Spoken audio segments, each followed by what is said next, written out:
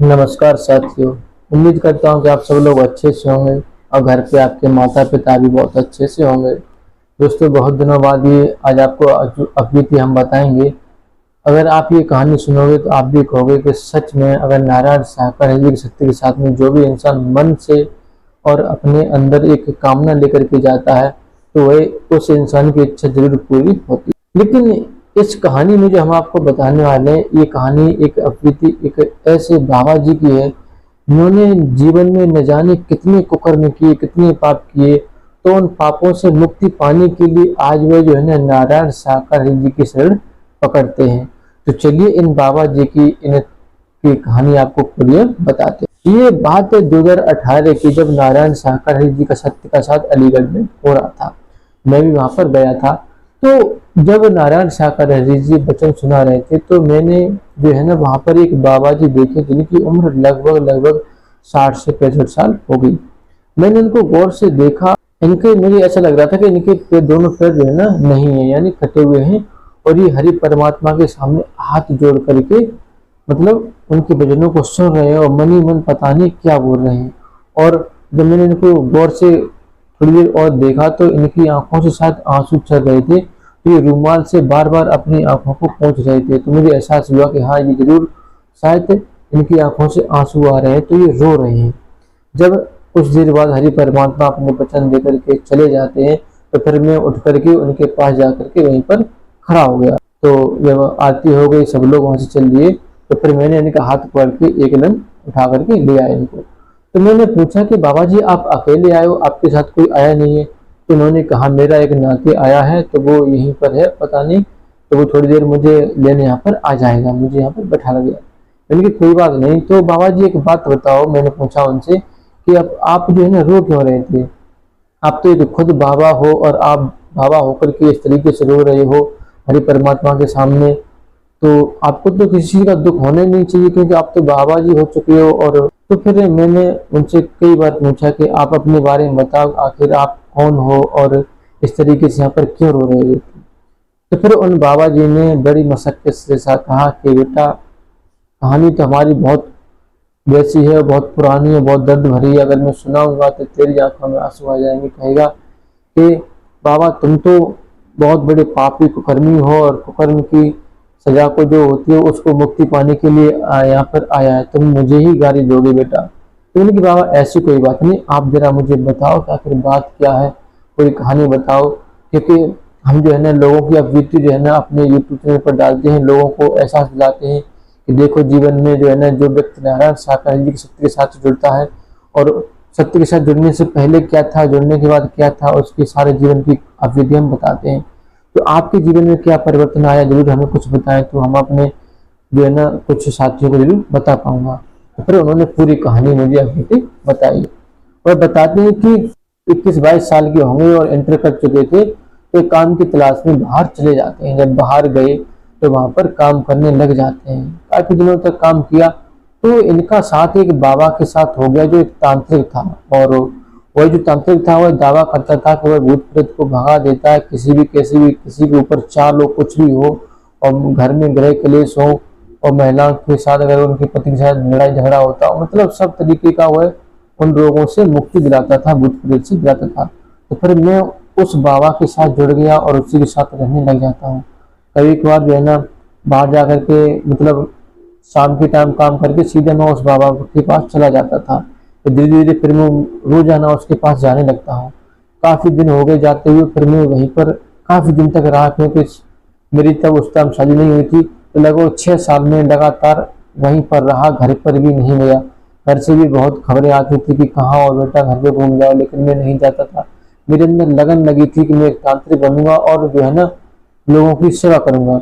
लेकिन जब मैं वहां पर उन बाबा के यहाँ रहा तो उन बाबा के कुछ काले कारनामे मैंने देखे और वो कारनामे में अपने दिल धारण करने लगता। क्योंकि कारनामे ऐसे थे कि वह बाबा जो था जो तंत्र मंत्र कुछ नहीं था, सब ढोंग और पाखंड था, बस लोगों को बेवकूफ बनाना और उनसे जो है ना पैसा लूटना और असहाय लोगों को जो है ना बेवजह सताना, ऐसा काम था उसका। तो मैं भी उसी माहौल में ढल गया, मैंने भी वही चीज अपने ऊपर अपना ली और फिर 6 साल तक रहने के बाद मैं अपने फिर गांव चला आया। जब गांव आ गया तो वहां पर फिर गांव के कुछ लोगों के पास जब तंत्र मंत्र भूत प्रेत आ जाता था तो मैं घर जा करके उनका भूत प्रेत को उतारता था और लोगों की ऐसे ही सहायता करने लगा और उससे जो है मैं कुछ पैसा पैदा करने लगा। लगभग मैं 28-29 साल का जब हो गया तो फिर मेरी जो है ना पिताजी ने शादी कर दी और शादी कर दी तो मैंने फिर काम नहीं छोड़ा, यही तंत्र मंत्र करता रहा काफी और दिन बीत गए। तो मेरा एक बेटा हुआ और बेटा भी धीरे धीरे बड़ा होने लगा, लेकिन मैंने ये काम नहीं छोड़ा। लेकिन काम में इतना करता गया, मैं इतना गिर गया, इतना मेरी आंखों की मतलब आंखों के सामने कुछ नजर नहीं आ रहा था, सिर्फ और सिर्फ पैसा के अलावा कुछ नहीं। न लोगों का दर्द दुख, न लोगों का बेचैन, मुझे कुछ समझ में नहीं आ रहा था, बस पैसे के अलावा कुछ नहीं।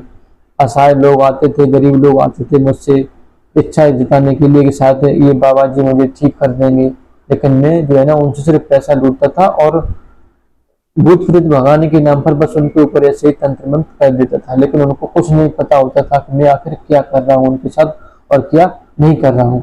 ऐसा आखिर काफी दिन तक चलता रहा। मेरी पत्नी मुझसे कहती थी कि ऐसा मत करो, हमारा इकलौता बेटा है, अगर इस तरीके से पाप की कमाई घर में लाओगे तो हमारे बेटे पर क्या असर पड़ेगा, बड़ा होकर के बताइए इसके ऊपर आपके कर्मों की सजा हमारे बेटे को मिलेगी तो क्या होगा जीवन में, बताइए। हमारा बेटा पढ़ लिख करके अच्छा एक डॉक्टर इंजीनियर बने, लोगों की सहायता करे, लेकिन आप क्या कर रहे हो, ढोंग पाखंड कर रहे हो।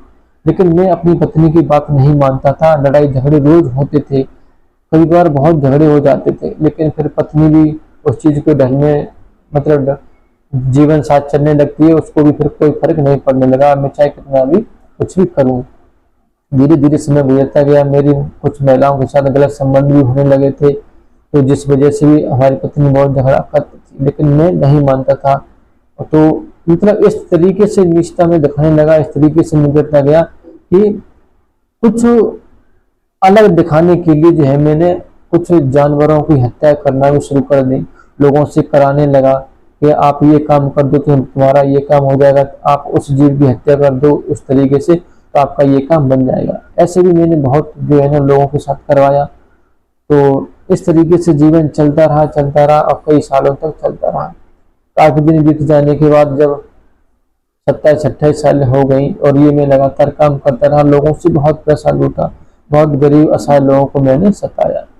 तो हमारे एक मित्र हैं जो गांव में रहते हैं, तो वे कुछ दिनों से जब नारायण साकार जी के साथ में जाने लगते हैं तो वे जो है ना हमें उस सत्संग की बातें बताते थे, लेकिन मैं उन बातों को नहीं मानता था। मैं कहता था कि नहीं, तुम्हारे ये नारायण साकार जी कुछ नहीं है हमारे भगवान के सामने, ये तो सिर्फ ये भी ढोंग पाखंडी करते हैं और कुछ नहीं करते हैं। लोग इनके सत्संग में जाते हैं और पैसा लौटाते हैं, बताइए क्या करते हैं ये, वहां पर जो है ना लोग भूत प्रेत के नाम पर चिल्लाते हैं कूदते हैं, तो वहां पर क्या, ये भी ढोंग पाखंड है।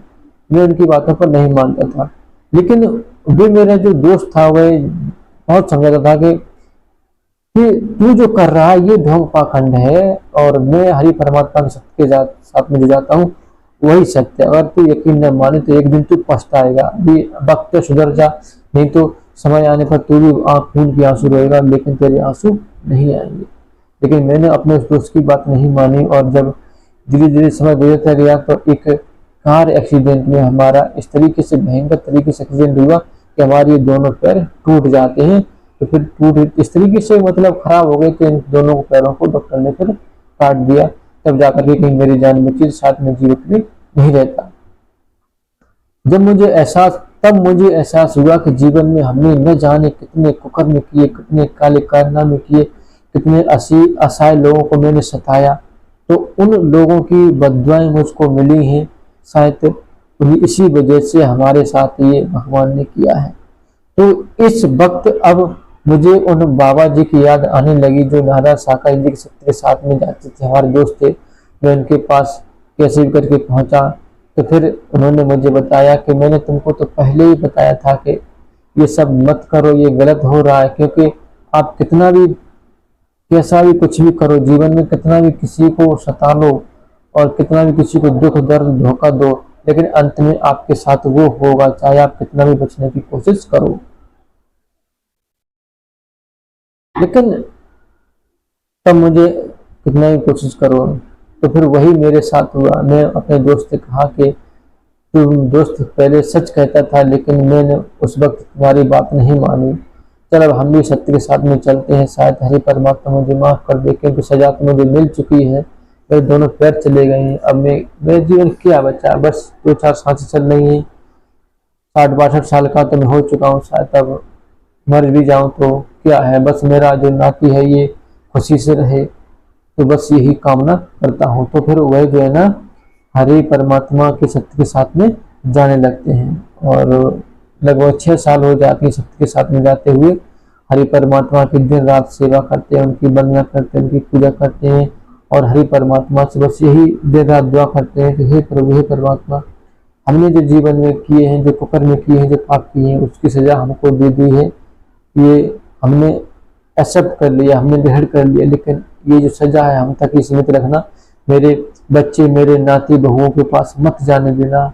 जो भी सजा जीवन में आ गया है वो मुझे ही मिले, लेकिन मेरी संतानों पर ना जाए। बस यही परमात्मा आपसे मेरी विनती है, और जीवन में कभी भी कोई कुकर्म, कोई ऐसा पाप नहीं करूँगा जिससे असहाय लोगों को और जो ना समझ लोगों के ऊपर ये गलत तरीके से उनको मैं सताऊं।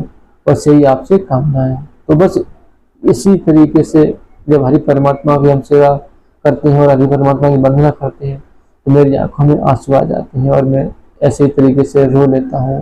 कई बार अकेला होता हूँ तो बहुत रोता हूँ कि आखिर मेरे जीवन में क्यों मैं वो तांत्रिक होना, क्यों मैंने ऐसे पाप किए, जो लोगों को मैंने इस तरीके से सताया, उनको लूटा, उनको धन को लूटा।